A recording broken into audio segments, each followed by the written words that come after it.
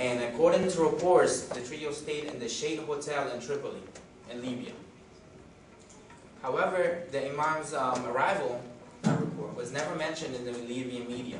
Now, that really raises suspicion as far as I'm concerned. Why would you have a high-level person from another country coming to visit you and really not announce that in the media whatsoever? You know, it sounds kind of suspicious to me. And Sheikh Salah and his companions disappeared the morning of the day set for their meeting with Qaddafi and were never heard from again. So this is really the thesis of my speech. These three people went up there to Libya to meet with the president and were never heard from again. And you talk to the Libya's government, they deny everything. They said they have nothing to do with it. They actually claimed that he had left for Italy, which there's no evidence that showed that whatsoever.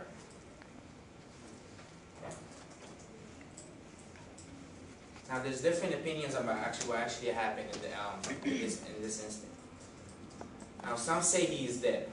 This is most likely the most thought of. This is the idea that most people think. Most people think he's dead. Some think he's in a Libyan prison right now, which could be the case if he was actually abducted and put in a prison somewhere where he's never heard from again. And others say he actually left for Italy and just went on vacation and never came back for 31 years. Others say he went to Iran to go fight for the cause. So, now there's different motivation of why would al-Qaddafi do this to him. My own personal opinion would be that al-Qaddafi did kidnap him and did execute him and the journalist and the sheikh that was with him. Now you might be asking, why would he do such thing? Now in my opinion, I think he feared him. Now, Imam Musa AL-Sadr was gaining strength and power rapidly in Lebanon, especially in South Lebanon, amongst the Shia community. With someone like that rapidly gaining strength and power and money, other dictators don't really like to see that happen. And with al-Qaddafi and his well-known president, he doesn't really want anyone rivaling him or come up to his level. So that's my own personal opinion. He might have viewed him as a religious rival and a political rival as well.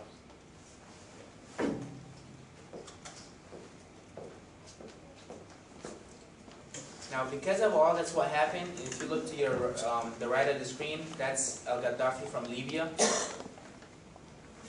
And to the left of the screen is Nabil Berri, the president of the movement of Omar currently, which was founded by him.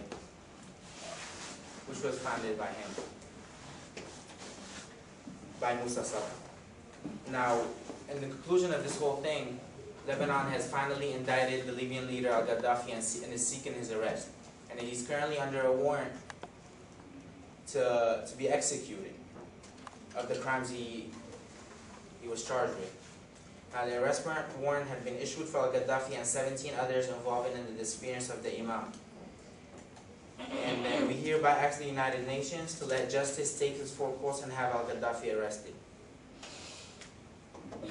The Lebanese parliament, Nabil Berri, has called for the boycott of the Arab summit next month in Libya.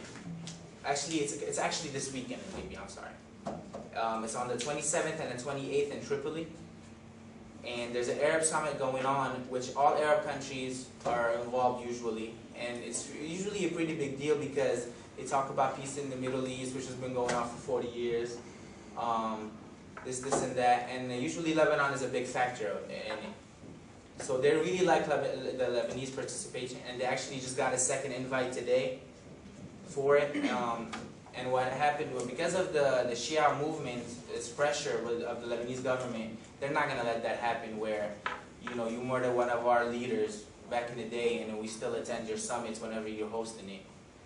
So that's not gonna happen. What they actually did was they're gonna send a low-level official. He's actually the Egyptian ambassador.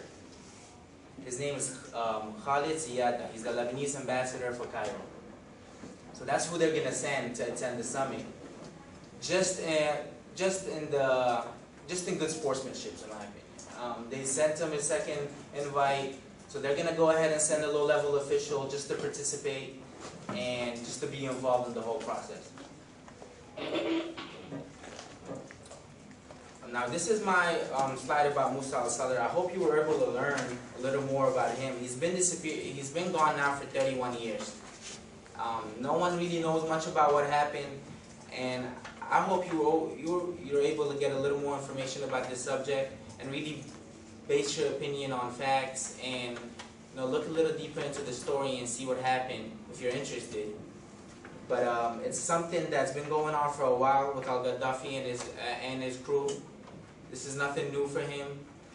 He's had instances where over 217 people has died.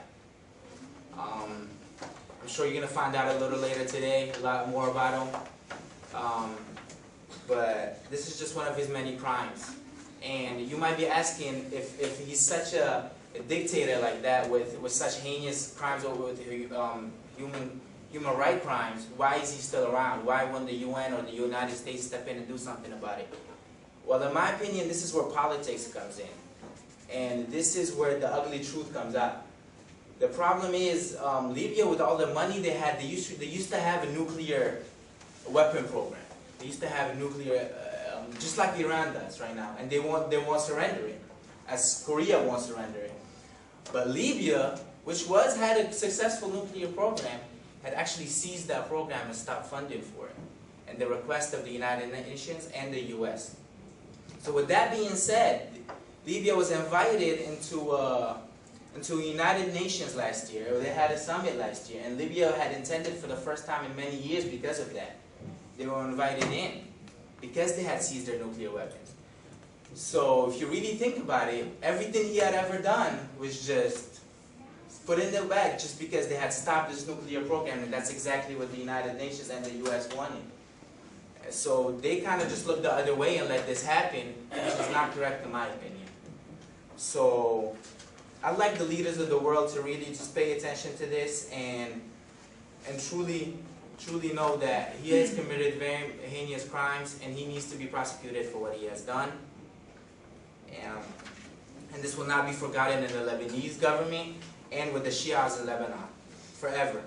As Musa AL-Sadr will always be remembered as a Shia cleric and always be as the founder of Omar, and he is cherished among the Lebanese people. Thank you. Thank you.